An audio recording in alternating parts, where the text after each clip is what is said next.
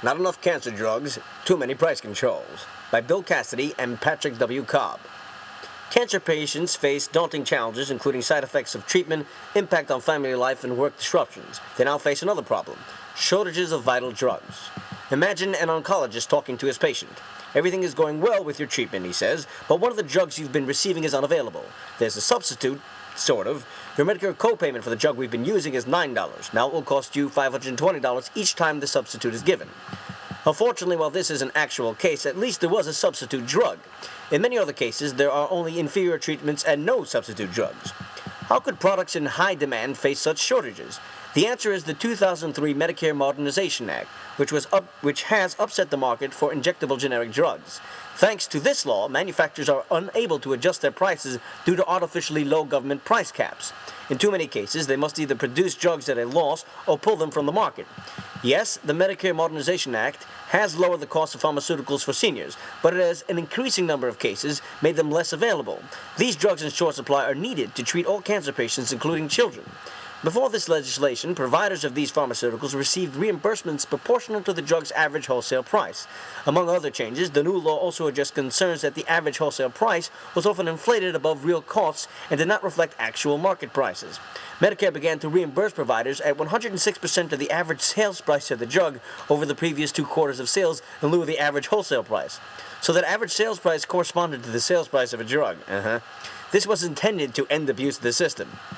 In response to the change in Medicare's reimbursement system, many private insurance companies have switched to an average sales price-based reimbursement system. Manufacturers who previously had overwhelmingly financial incentive to produce generic drugs now face minuscule profits or losses, in addition to government requirements to provide discounts and rebates on drugs for high-need populations. With much to lose and little to gain, many manufacturers continue to leave the market for these reasons. Since the reimbursement change became effective in 2005, there's been a tremendous increase in drug shortages. There were more than 250 generic drug shortages in 2011, compared with only 58 in 2004, as reported by the University of Utah Drug Information Services.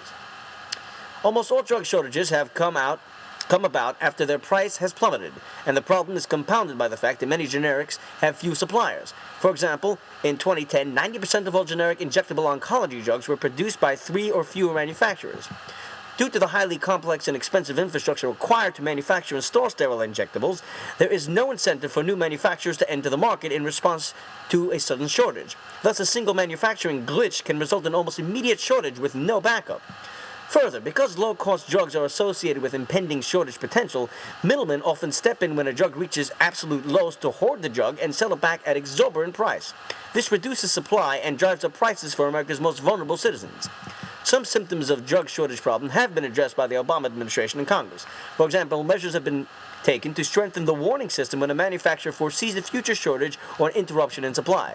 While helpful in the short term, such measures do nothing to address the true economic roots of the problem.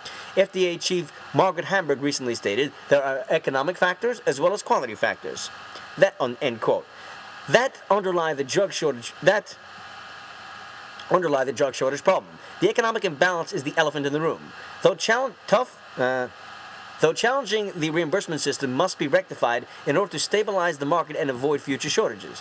The Affordable Care Act, otherwise known as Obamacare, could make this already bad situation worse. Under this legislation, if Medicare expenditures exceed a predetermined amount, the Independent Payment Advisory Board is mandated to cut expenses. One of the few areas the board can cut is drug costs. This will move the market for pharmaceuticals further away from the market forces, and until market forces are acknowledged, drug shortages will persist. Well-intentioned but ill-advised policy changes in the Medicare Modernization Act must be addressed immediately to ensure that life-saving treatments remain available. This means Congress has to remove artificial price caps. As more sterile injectables are scheduled to go off patent in the near future, now is the time to craft healthy economic policies that ensure the unhindered production of these vital drugs. Dr. Cassidy is a medical doctor and a Republican congressman from Louisiana. Dr. Cobb is a practicing oncologist in Billington, Montana. Drug shortages have become a serious issue for oncologists treating cancer patients. In the November 12th op-ed, Not Enough Cancer Drugs, Too Many Price Controls, Doctors Bill Cassidy and Patrick W. Cobb addressed the link between drug shortages and pricing. But these shortages are also significantly affecting other medical specialties, such as anesthesiology. As a physician, I am acutely aware of the impact drug shortages have on patient safety and high quality of care patients expect when they require surgery or procedures involving sedation or anesthesia. Shortages of critical drugs have resulted in canceled or delayed medical treatments and procedures, as well as complications from having to use alternative medications. In recent weeks, drug shortages have gotten worse, especially for anesthesiologists who administer steroid injections to treat chronic pain. The fungal meningitis outbreak has made the already bad situation worse since many healthcare providers have turned to compounding pharmacies to try to help alleviate the shortages. By Arnold J. Berry, MD, American Society of Anesthesiologists in Atlanta.